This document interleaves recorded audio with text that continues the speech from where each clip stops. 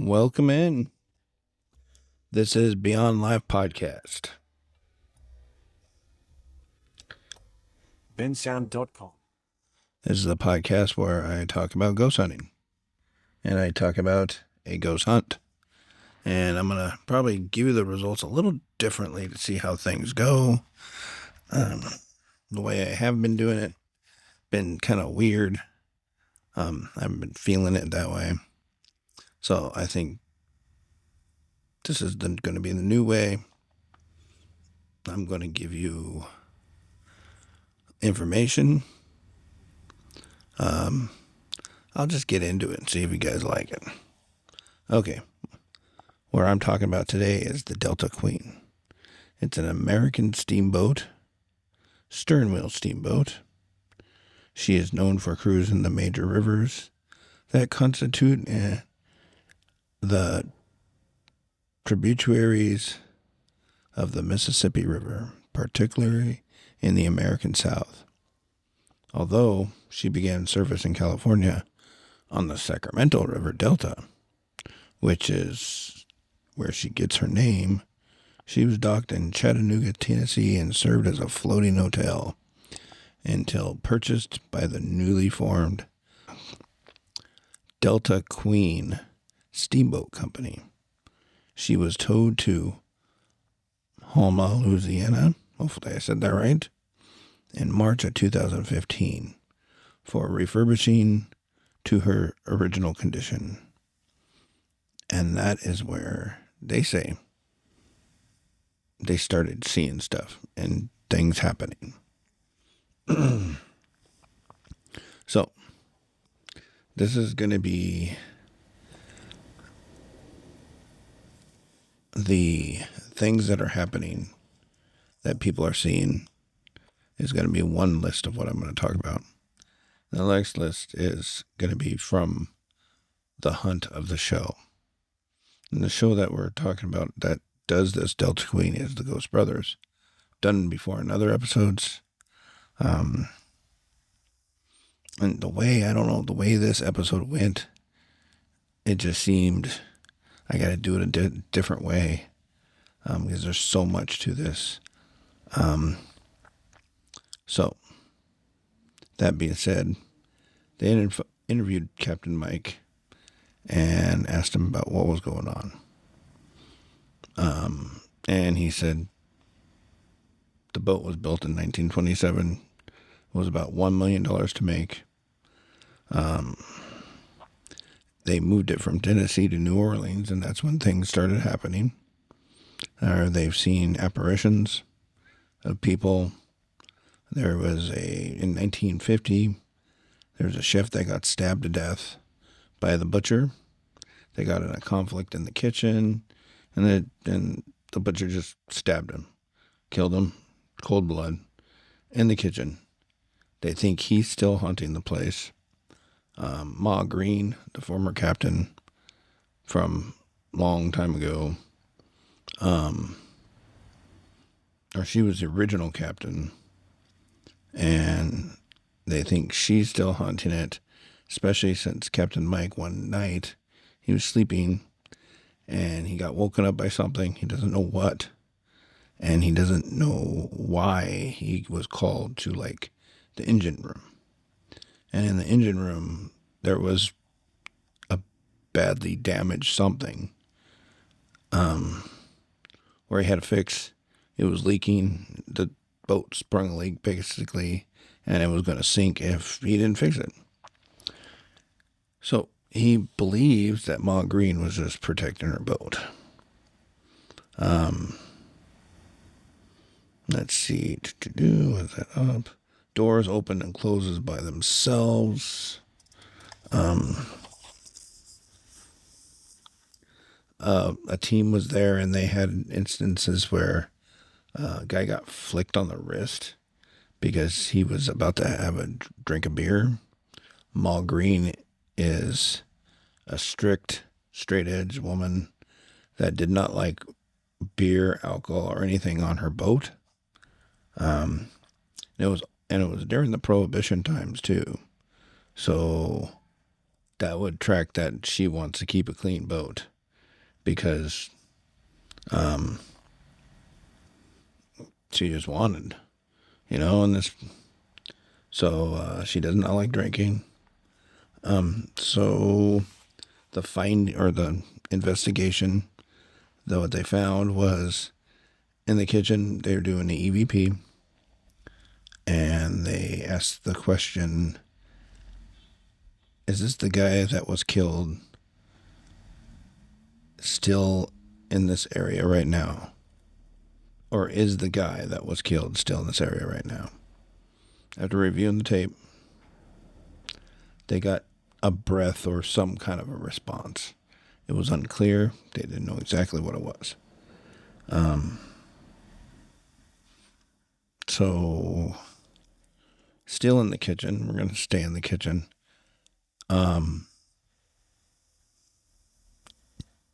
They hear footsteps. One of them wanted to use like a trigger object, like a knife. And when he was holding the knife, he was in a specific spot. And that spot got cold, very cold. And he felt very uncomfortable. And that was another fighting. Cold spots, that is contributed to spirit activity, ghostly activity. That means there's a ghost nearby.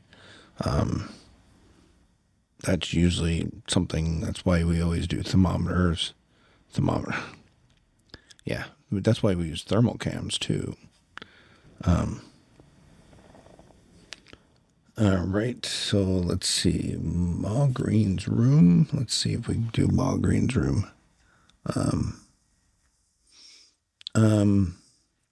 Ma Green's room, when they were in Ma Green's room, one of the times they were in Ma Green's room. I'm going to say Ma Green's room 3 more times.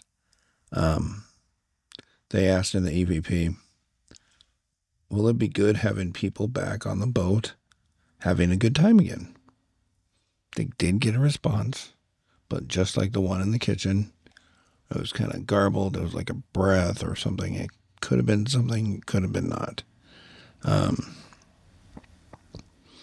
They're in the dining room, and they're sitting there talking, and they're like trying to provoke it. They're like asked if they wanted a drink.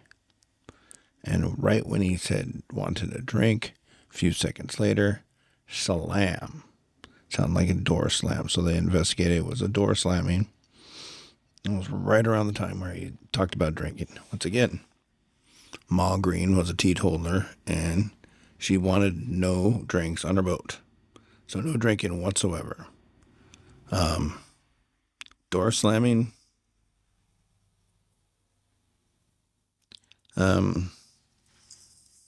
That was a response to what he said. Okay, so we go in the crew. They're in the crew quarters. They're out sitting down. They're having some fun. Or they're talking, joking around. Okay, they're in the crew quarters, the estate room. I mean, this boat is a really nice boat. The rooms are gigantic. This is the estate room. This is for the officers and the higher ups, workers. They were in the crew quarters, which was called, I think it was like crew retreat, and it was just, it basically looked like a crew quarters, like something you see in like the military boats. Not a lot of privacy, very small hallways, not a lot of places to chill. But the estate room looks like a grand ballroom with a bunch of couches and everything. Much better looking. So if you have a better job on the boat, the better you're taken care of. That's what it seems like. So as they're talking, they're doing a test. It's called the REM pod and the flashlight test. They're the only ones that done them both at the same time, like that I've seen. So with this flashlights, they're the mag lights that has a twist tops on and off. Spirits and goats are able to twist that and turn it on. So they're using that, and the REM pod is just a sensor. Whenever there's something near it, it goes off. It could be human, it could be spirit, whatever.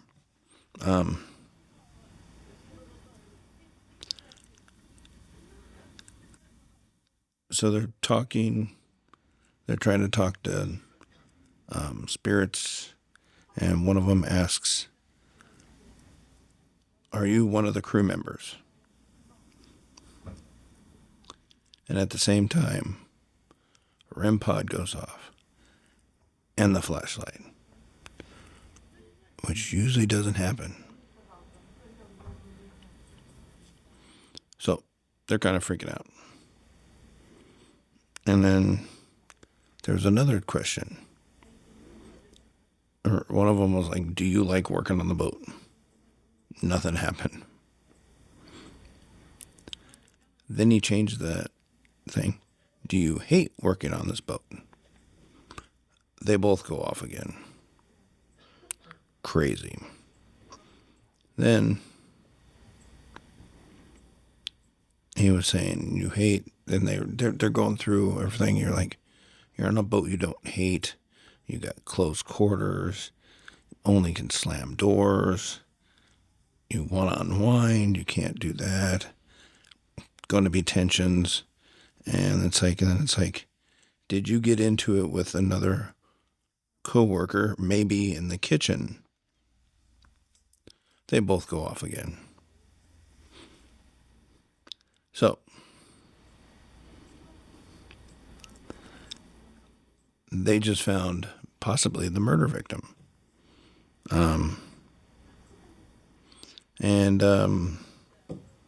So which brings us back to the kitchen. There's two guys coming in, and they brought a trigger at him, a po' boy, and there was questions whether or not he should have done that or not. But they're talking.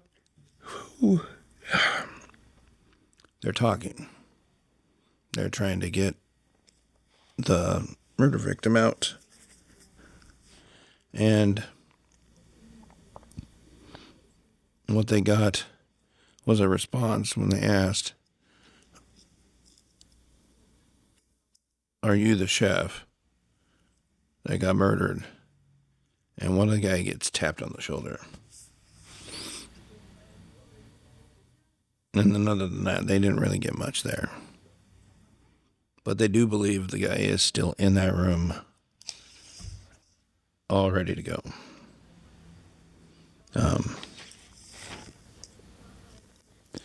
So it takes them to, takes them to the bridge. They want to see if they can make contact with Ma Green. On the bridge, the flashlight test. Same thing, just a flashlight this time. That asked if Ma Green was here. The light turns on. Good. Then it turned back off. Got the answer. Ma Green was talking to him. Did moving the ship disrupt you? The light came back on. You just got two direct answers to two direct questions. Then they decided to bring up the alcohol. And before he can ever finish the question, the light turned on. So there's no doubt that Ma Green's here now. And there's no doubt that she was probably the one who woke up Captain Mike and gave him the instinct to go to the boiler room and catch that broken pipe that could have sunk the ship. Now, speaking of engine rooms, they're down in the engine room. And and they keep hearing a bolt being thrown in the machinery, clunking around there. They're looking, there's nothing. No bolts, no nothing. But they're hearing it. Could it be incidents? Could it be just a boat settling? Yeah, it's something, but it could be nothing. A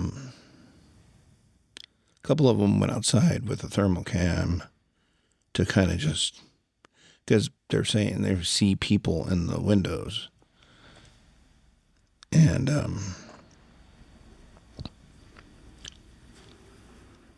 they were using the thermal cam when they definitely caught something, a figure peeking out at them. Like something like, oh, can you see me? I see you. Oh, there we go. Back in. Peek back out. Boom. It was trippy. If you see it there, you see red. The door, everything else. And then you see the little heat signature come out a little bit. And then kind of stay there. You can see it moving in and out. It's crazy. Crazy when you see it for yourself. Hell, I'm getting goosebumps just talking about it. So those were all the results. I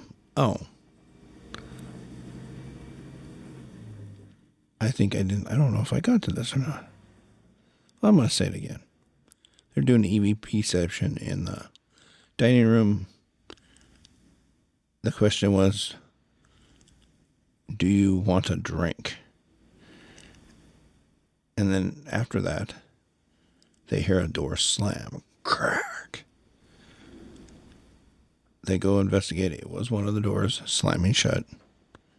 And that's another incident of Ma Green maybe asking about drinks. She's slamming a door shut. There were at one point they went back into the lounge area and offered her a drink. Nothing happened.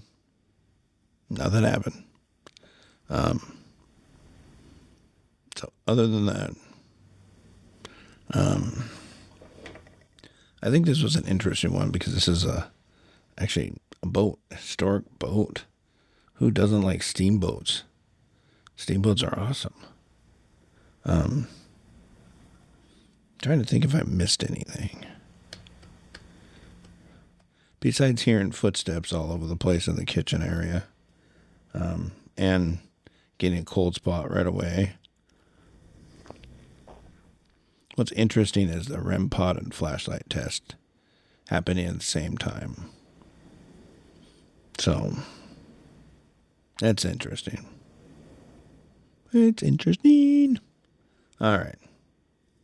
So, that's the Delta Queen. I have no idea what I'm going to do for you next week, but I'll figure something out. I don't know what that was. Maybe my garage is haunted. All my phones are going off. Did I not turn on my ringer? I don't know why I'm doing this. Oh, yeah. Text message never got turned on. Oh, what's this? Who's this from? Dang it, Tyler's message. Okay. I'm going to have to cut this out.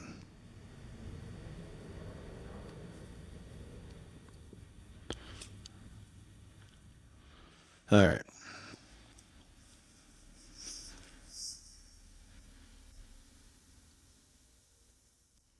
The interesting thing is that, I'll get back to it before I got interrupted. What I liked, the interesting thing was the REM pod and the flashlight test. I like the REM pod tests. Those are very easy to test. And the flashlight one, that's even better. It's like you got a flash. It's a very simple operation. See, I can't wait. I want to do ghost hunting. There's a lot of things I want to do. And I was so close to doing it.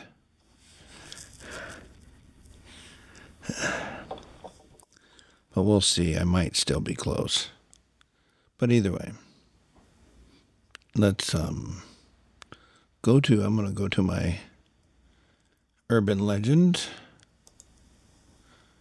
Let's see. I'm going to get you right here. All right.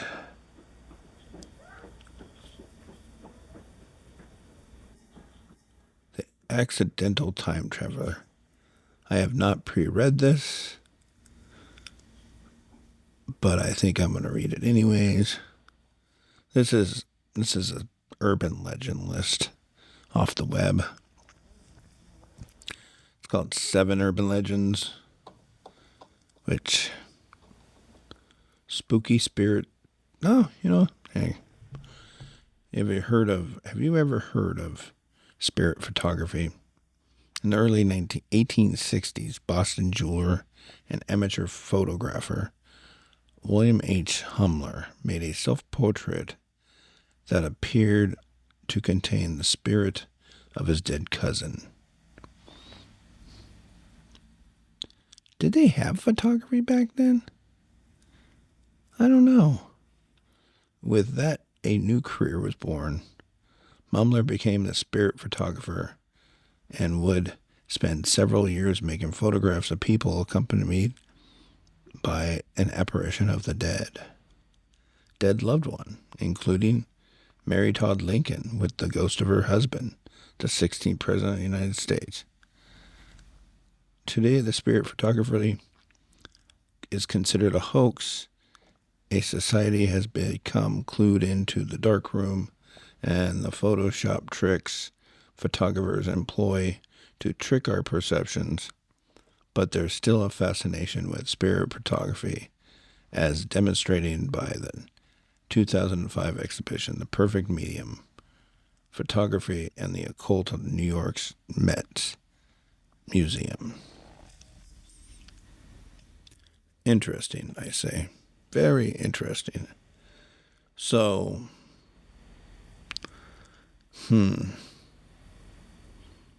So there was photography back in the 1860s. That can't be right. Oh my God, I'm trying to.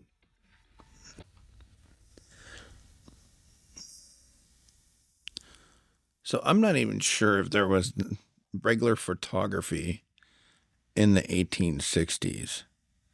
That just seems far-fetched to me, which means obviously it's an urban legend. It's an urban legend to begin with. So it can't really be not a lot of truth to it. So let's see. So there was photography back in the 1860s.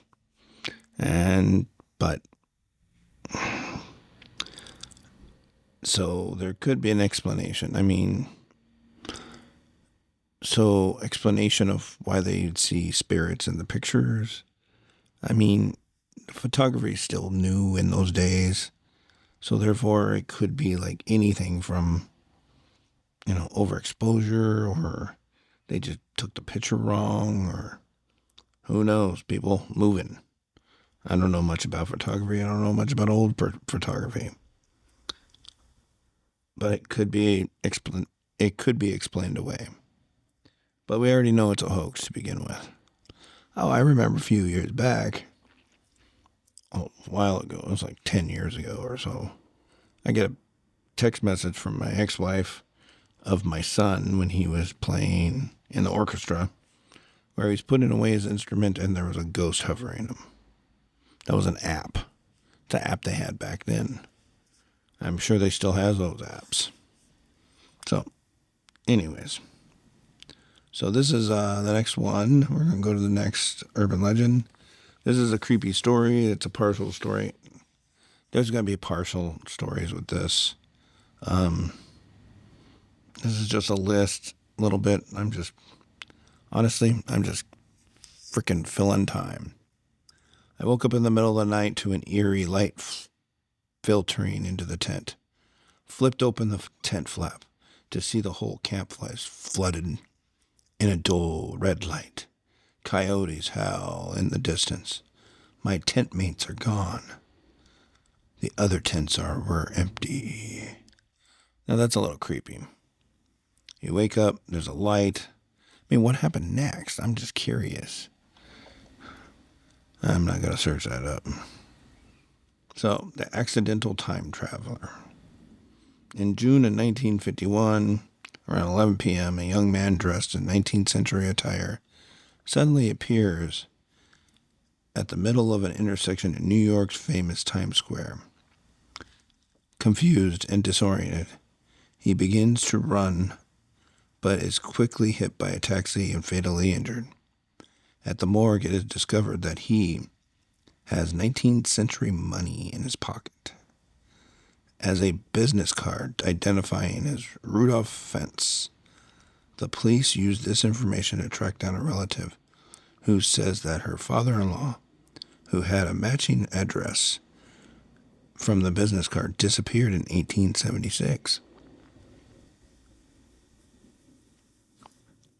Thus, the legend of accidental time traveler was born.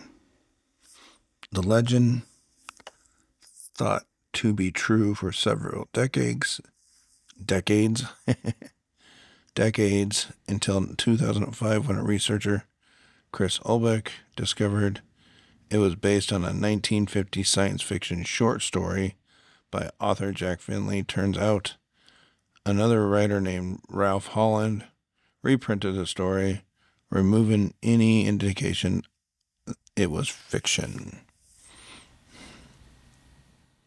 All right. Maybe we will go. We're going to give you a Wikipedia. All right. We're going to talk Yeti. Everybody knows Yeti. I already covered Yeti kind of already, the Bigfoot. But we're going to cover this Yeti. This is the abominable snowman. Oh, I'm tired. The Yeti is an ape-like creature purported to inhabit the Himalayan mountain range in Asia. In Western pop culture, the creature is commonly referred to the abominable snowman. Many dubious articles have been offered in an attempt to prove the existence of the Yeti, including anecdotal visual sightings, disputed video recordings, photographs, and plaster casts of large footprints. Some of these are speculated known to be hoaxes. Folklorists trace the original Yeti to a combination of factors, including Sherpa, folklore, and misidentified fauna, such as bear or yak. The Yeti is still commonly compared to Bigfoot of North America, as two subjects often have similar physical description. Yes. So that's a Yeti. The picture here is a brown ape-like guy.